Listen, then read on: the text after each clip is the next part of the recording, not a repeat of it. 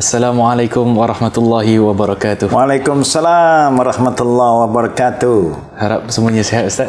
Syukur, okay. Alhamdulillah. Alhamdulillah, kita di sini lagi sekali ada lagi satu soalan, dan soalan ni bagi saya lah selalu jumpa di social media. Bukan soalan tu sendiri, cuma seolah-olah satu statement di social media di mana dia kata seorang suami perlu menanggung dosa isterinya. Dia kononnya macam orang yang tak kahwin lagi, dia kata, oh, dosa yang patutnya bapa dia tanggung sekarang dah pindah ke awak. Contoh macam itulah, dia poster-poster gitu. So dalam Islam, adakah dosa isteri itu akan ditanggung oleh suaminya? Bismillahirrahmanirrahim. Alhamdulillahi hamdan kathiran tayyiban barakan fi, wassalatu wassalamu rasulillah wa ala alihi wa sahbihi ajma'in. Itu satu soalan yang ada banyak kebaikannya, ya. Pertama, adakah seorang suami tanggung dosa istrinya? Pertama sekali Allah berfirman, wa alaysa lil insan illa ma sa'a. Manusia tidak bertanggungjawab melainkan apa yang dia buat sendiri. Masing-masinglah tanggungjawab. Dalam satu ayat yang lain Allah juga berfirman, wala taziru waziratun wizra ukhra. Artinya dosa orang lain dia yang memikul. Kamu memikul dosa kamu sendiri. You tak akan memikul dosa orang lain. Secara amnya ada dua ayatnya. Dalam Quran menceritakan seakan-akan setiap individu bertanggungjawab terhadap perbuatannya. Tapi bila sampai kepada soal suami isteri, apakah seorang suami bertanggungjawab dan menanggung dosa kalau istrinya buat dosa? Ya, dia juga bertanggungjawab. Sebab itu Allah perintah kita, ya ayyuhallazina amanu qu anfusakum wa ahlikum nara. Dia ada tanggungjawab. Kerana bila seorang lelaki kahwin dengan seorang wanita, dia telah mengambil amanah dengan tangan Allah. Berarti dia bertanggungjawab untuk membimbing isteri itu.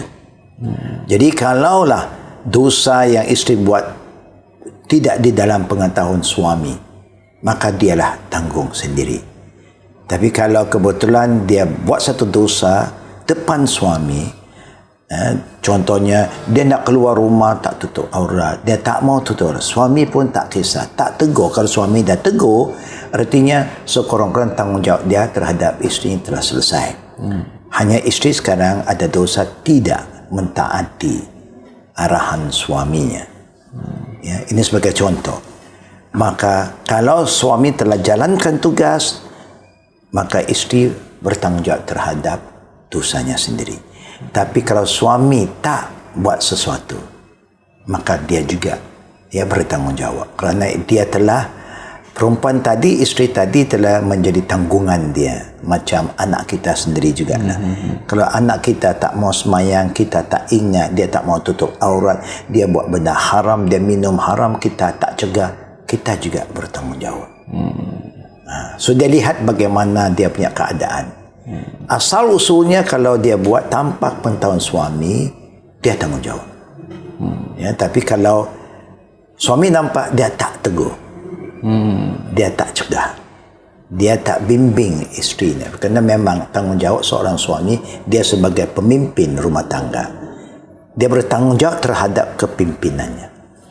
Nah, itulah jawapan ringkas dari saya. Okay, Alhamdulillah. So kiranya memang tanggung, tapi dia ada limitnya lah. Kira bukanlah tanggung kesemuanya macam beberapa orang claim kan.